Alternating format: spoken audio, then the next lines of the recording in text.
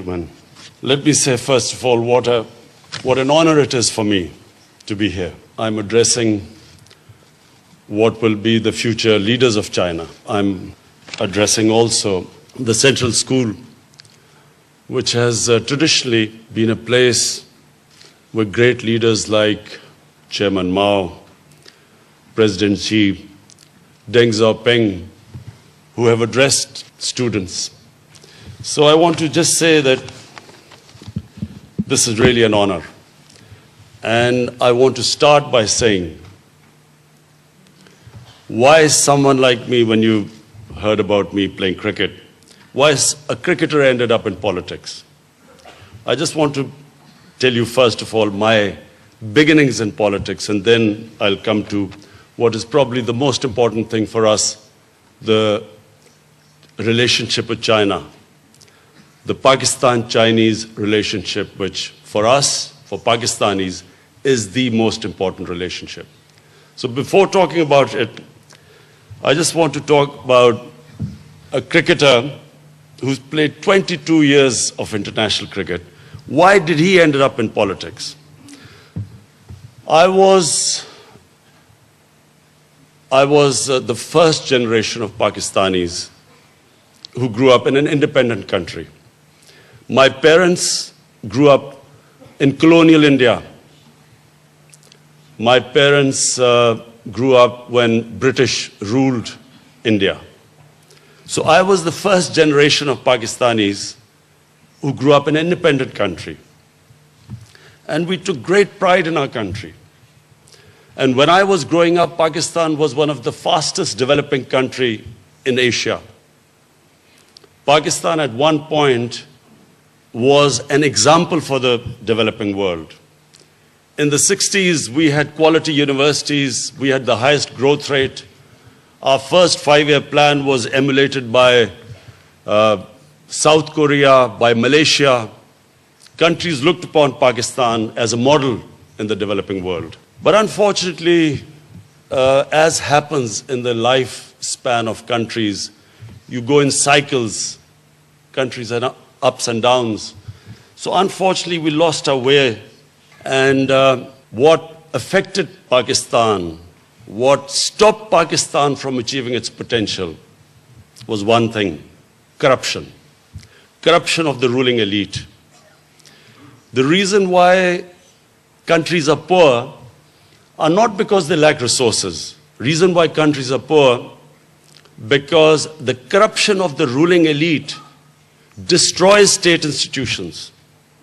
And secondly, the money that should be spent on developing human resources gets diverted and goes into mega projects with mega commissions, with mega kickbacks.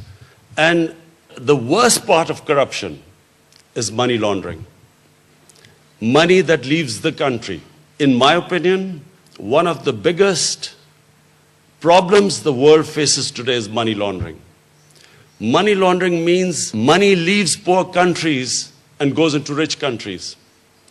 Money laundering means that despite all the aid given by rich countries to the poor countries, there is almost $1 trillion every year that leaves the developing world into developed world. And when money leaves the poor countries, it deprives that country of resources. It deprives the country of foreign exchange. They end up taking foreign loans. And who pays for the foreign loans are the people of the country through inflation, through higher prices. That's how they pay for the loans. So the poor get poorer and the rich get richer in poor countries, and the rich countries get richer and the poor countries get poorer.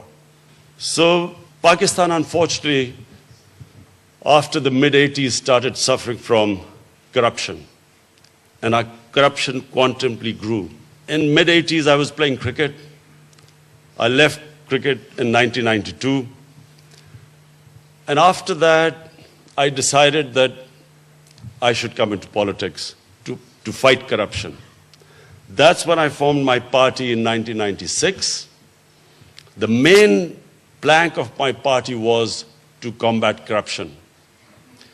For 15 years, I struggled I had a very small party. No one took my party seriously. And the only reason I succeeded was because I learned a very important lesson from sports. You only lose when you give up. And a champion is a champion who learns from his mistakes, who analyzes his mistakes and corrects them. So these two things made me last for 15 years when my party was very small. And then 7 years ago, suddenly people began to realize what I was talking about, corruption. Until then, no one took corruption as an issue. And then from 2011, exactly 7 years ago when I came to China as the head of my party, from then onwards, my party started growing. And today, it is, I thank the Almighty, it is the biggest party in Pakistan, and we are in government now. Now, ever since we have been in power, which is 2 months, our main concern is to strengthen state institutions. The stronger the state institutions, the less the corruption. And second is poverty alleviation. You cannot have a society where there are only a small number of rich people and a sea of poor people. You cannot have a society with so much inequality and expect that you will progress. Now, this is where we admire China so much. My admiration for China is for one reason mainly. No country in human history has ever taken 700 million people out of poverty in 30 years, as China has done.